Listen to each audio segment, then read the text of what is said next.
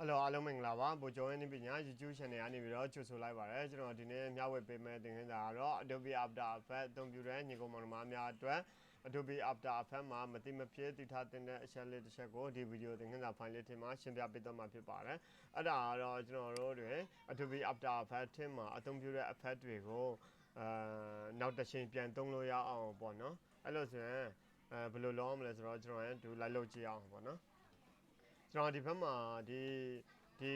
ထဲမှာသုံးထားတဲ့ effect နှစ်ခုရှိပါတယ်ဒီမှာ motion type effect ရယ် motion type effect ရယ်နောက်ပြီးတော့ set mask ဆိုတဲ့ effect ရယ်ပေါ့နော်ဒီ effect နှစ်ခုကိုကျွန်တော်တို့က motion type effect ရယ် set mask effect ရယ်ပေါ့ဒီ motion type effect နဲ့ set mask effect ကဘာလို့တာလဲဆိုတော့ကျွန်တော်ဇက်ကားတော်တော်များများမှာမြင်ရမှာဖြစ်ပါတယ်ဒီအပေါ်မှာပါတဲ့ cinematic black bar လို့ခေါ်တာပေါ့နော် cinematic black bar ကနားလည်အောင်ပြောရမယ်ဆိုရင်ဒါ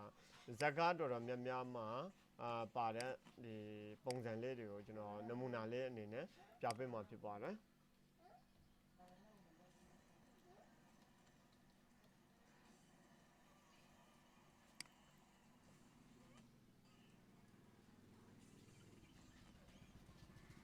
ဒါရုပ်ရှင်ကားတော်တော်များများမှာတော့ပါတယ်ပေါ့နော်ဒီမှာပြပေးမယ်နော်Bollywood movie MOBIES movies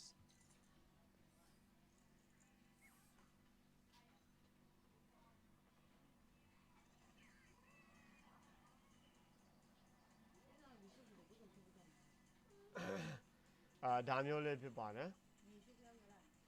ဒါဆိုရင်ဒီလိုမျိုးပေါ့နော်ဒီမှာဆိုရင်ဘားလေးတစ်ခုတွေ့ရမှာဖြစ်ပါတယ်အပေါ်မှာဘားတန်းရယ်အပေါ်မှာဘားတန်းအမဲရယ်အောက်မှာဘားတန်း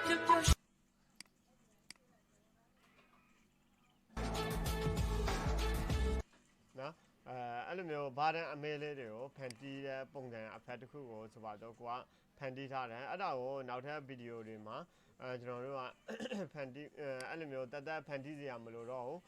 ဆိုပါတော့နမူနာဒီမှာဆိုရင်ဒါ black bar ပေါ့နော်အဲ့လိုမျိုးဘာတန်းအပြာလေးကိုကျွန်တော်တို့က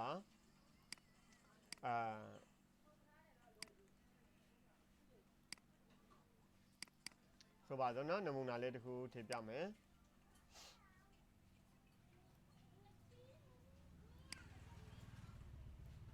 ဆိုတော့ဒီနေရာမှာဒါဆိုရင်ဒီနေရာမှာဆိုရင် black bar မပါဘူးပေါ့နော် black bar မပါတဲ့အတွက်ကျွန်တော်တို့ကဒီ effect လေးလိုတယ်ပေါ့နော်ဒီ effect လေးတစ်ခုလိုတယ်အဲ့ခါကျတော့သူ့ကို copy ယူမယ်edit ကနေပြီးတော့ copy control C နဲ့ယူလို့ရတယ်လို့တော့ဒီကိုတော့မယ်ပေါ့နော်ဒီနေရာကိုတော့မယ်ဒီ video ကိုတော့မယ်ပြီးရင် edit page ရှာမယ်ပေါ့နော် edit page ရှာလိုက်တဲ့ခါမှာဒီမှာ black bar လေးရှိတယ်အဲ့ဒီလိုမျိုး effect လေးတွေကိုကျွန်တော်တို့ကနောက်တစ်ချိန်မှာပြန်သုံးလို့ရအောင်တင်ထားမယ်သို့မဟုတ်တခြားတငယ်ချင်းတွေကိုပေးမှာပေါ့နော်အဲ့လိုဆိုရင်ဘယ်လိုလုပ်မလဲဆိုတော့ဒီwindow ကိုတော့မယ် window ကနေပြီးတော့ effect and preset ကိုတော့မယ် effect and preset ကိုရောက်တဲ့အခါမှာဒီ effect တစ်ခုကိုကျွန်တော်တို့ကနောက်တစ်ချိန်မှာသိမ်းဖို့အတွက် preset အနေနဲ့အသုံးပြုရှင်တာဖြစ်တဲ့အတွက်ပေါ့နော်အဲ့ခါကျတော့ဒီနေရာလေးကိုလာမယ် create new animation preset ပေါ့နော် create new animation preset ကိုနှိပ်လိုက်မယ်နှိပ်လိုက်ပြီးတော့အဲ့ဒီ preset ကကျွန်တော်တို့က FFX ဆိုတဲ့ဟာလေးပေါ့နော်သူရဲ့ format ဖြစ်ပါတယ်အဲ့ဒါကိုကျွန်တော်တို့က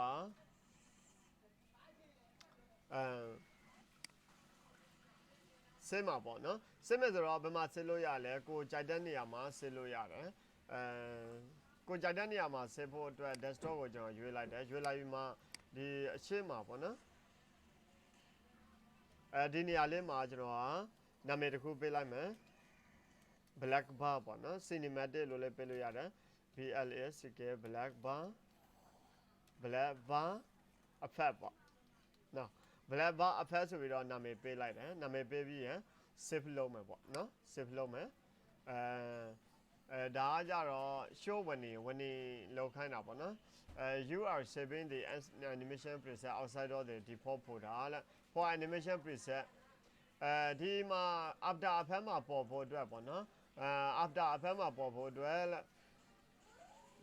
document Adobe After Effects user preset မှာတော့ထည့်ရမယ်လား preset folder located next to application เนาะဒီမှာဒါအညွှန်းပေးတာပါအဲ့ဒါကို okay ဒါဆိုရင်ကျွန်တော်တို့ကဒီကားဟာကို ကျွန်တော်တို့ကမရှိဘူးဆိုပါဆိုเนาะသို့မဟုတ်တခြားတငယ်ချင်းတယောက်ကိုပေးချင်တာပေါ့เนาะပေးချင်တယ်ဆိုတော့ကျွန်တော်တို့ကဘာလုပ်ဖို့လိုလဲဆိုတော့ဒီမှာကျွန်တော်အခုနကသုံးလိုက်တဲ့ preset ပေါ့เนาะ blabber preset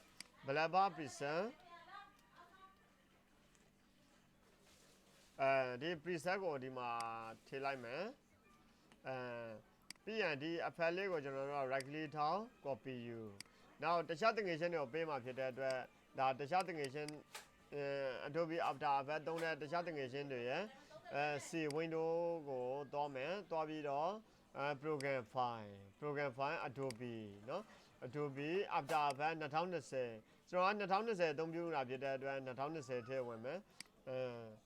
support files ဒီမှာဆိုရင် preset ဆိုတာရှိတယ် preset ပေါ့နော် preset support file preset ဒီနေရာမှာတစ်ချက်ကျွန်တော်တို့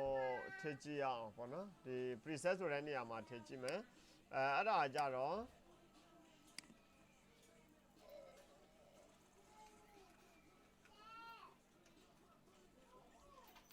ဒီနေရာမှာကြတော့ကျွန်တော်ဒီ preset ကိုဆွဲထည့်လိုက်မယ်အဲ့ preset ကိုနာမည်မိမိကြာနေတဲ့နာမည်ပေးလို့ရတယ် MITDC ပေါ့နော် MITDC ရပြီဒီ MITDC preset ကိုကျွန်တော်တို့ကဒီမှာဆွဲထည့်လိုက်တယ်ဆွဲထည့်လိုက်တဲ့အခါမှာ continue ကိုနှိပ်ပါမယ်ဒါဆိုရင်ဒီမှာရောက်သွားပြီနော်ရောက်သွားပြီဆိုတော့ကျွန်တော်တို့ကဒီ preset ကသုံးလို့ရမရပေါ့နော်သုံးလို့ရမရကျွန်တော်တို့ကတော့ကြည့်အောင်နော်အဲ့ခါကျတော့ကျွန်တော်တို့ကတခြားလူတွေကိုလည်းပေးချင်တယ်ဆိုရင်သူ့ကိုဆွဲမထည့်ဘဲနဲ့ copy ယူထားလို့ရနော် copy ယူတယ်ဆိုတာဆိုပါတော့ကျွန်တော်တို့ကဒီဟာလေးကိုနောက်တစ်ယောက်ကိုပေးချင်တယ်ဆိုရင်ကျွန်တော်တို့တော့ပေးလို့ရသေးတယ်ဘာလို့ဆိုတော့ဒီဟာကိုတင်ထားလို့ရှိရင်ပေါ့နော် preset MITDC preset right click ထောက် copy ယူလိုက်နော်ပြီးရင်တော့ဒီမှာလာချလို့ရတာပေါ့နော်ကို file မှာတင်ထားလို့ရတယ်ပြီးရင်ကျွန်တော်တို့က Adobe After Effects ကိုဖွင့်ပေးရမှာပေါ့ကဲကျွန်တော်တို့အခုနကထည့်လိုက်တဲ့ preset ကိုဘယ်မှာရှာလို့ရလဲဆိုတော့ဒီ animation preset မှာရှာမယ် MITDC preset เนาะ MITDC preset blabber effect ကိုထည့်မှာဖြစ်တဲ့အတွက်ဒီ video ကို select မှတ်တယ် select မှတ်ပြီးတော့ဒီ blabber effect ကိုကျွန်တော်တို့ကဆွဲထည့်လိုက်မယ်အဲ့လိုမျိုးလေးရသလိုကျွန်တော်တို့က control space bar နဲ့ blabber